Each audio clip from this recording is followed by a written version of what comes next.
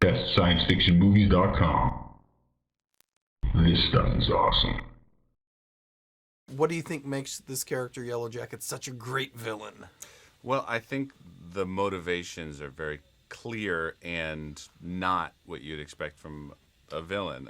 When we were first developing the character, basically it was money and power, and while he really likes those things, in the end, he really just wants the approval and love of his father figure, which is Hank Pym, played by Michael Douglas. So there's that tension between this sort of global terrorist and really just a sort of a sad little boy. So what do you think motivates him? He wants his father figure to tell him that, give him a pat on the back and tell him he did a great job and he's proud of him. Okay, so when you're an actor and you're playing a larger-than-life character in a Marvel movie, do you approach it differently? How do you approach it? I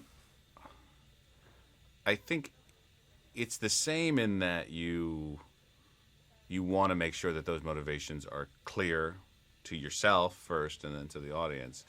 And so that's the same in any role. I think what's different is just simply the size of the character that you can play.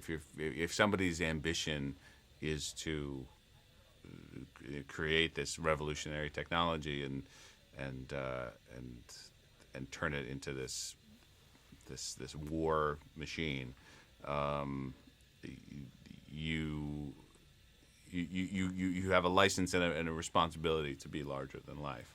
And so, being on those sets and with the costumes and seeing the pre-visualizations of what the action scenes were going to be, it was easy to sort of get yourself in that mindset of villain. Everyone I've talked to so far, I think there's a shared something among you all, is that you've all really thought about it. And there seems to be notes about all these things. It's great that there's so much preparation, and everyone took it very seriously. Yeah, well, I mean, it's not a secret that there were delays in shooting it, and so there was this period where we were supposed to be working, but they were writing new drafts of the script and still in pre-production.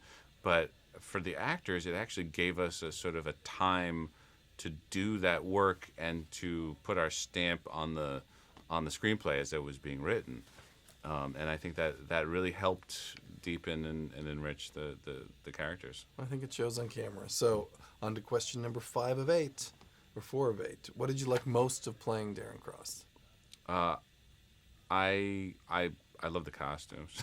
I mean, they were just so over the top, and just like this crazy. It was sort of the suit sort of molded out of solid aluminum and these crazy leather jackets and of course the Ant-Man suit is pretty awesome. So your experience working with Marvel, would you say, is a good one? Absolutely. It was from beginning to end. I felt, even though this is the hugest studio out there now, and there's a sense that it's just a sort of a giant machine, I felt this was as collaborative a film as I've ever been a part of. That's nice to hear. It really is. Okay, so the most fun thing about filming, I don't know what it is, you're going to tell me, and then you're going to tell me why it was so much fun. Well, it would have to be a tie, between, my very first day was sort of a microcosm of what the film was going to be. First, I spent the morning doing motion capture, just in a unitard with little dots all over it, going through all of the stunts in the movie and all the movements that I do when I'm small Yellowjacket. So that was just pure physicality, fighting, and so fun in that aspect. And then the second half of the day was just this very quiet, intense, intimate scene with Michael Douglas. So it was sort of the full range of what you can do in a film, from the biggest, broadest, most physical thing to a very subtle, quiet scene. I didn't expect the word unitard in there anyway. All right. You've already told us about the suit, but what can it do? The suit is several generations advanced from the Ant-Man suit. It's bulletproof. It can fly. It's got these arms that can articulate and hit things and grapple things, but they can also shoot these powerful plasma cannons. So it's pretty formidable. You turned into a little boy for part of this, didn't you? Oh, it's just the coolest thing in the world. And I bought the little Lego action figure the second it came out. Okay, I like hearing that too. If there's only one word to describe the movie, what would it be and why? Fun. There is this sense of playfulness and adventure, and it really brings you. I think kids will love it for very obvious reasons. But when I first just sitting in the theater, I'd read every draft of the script and seen all the pre-visualization.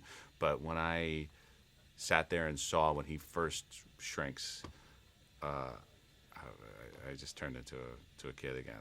It's just really fun. And with your character, there is so much, I want to say, strength. I mean, he's a tough dude, I guess to say, and intellectually smart. If he was a nicer man, it would be like very sweet.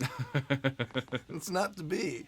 No, he never got what he needed as a kid. So now we all have to pay for it.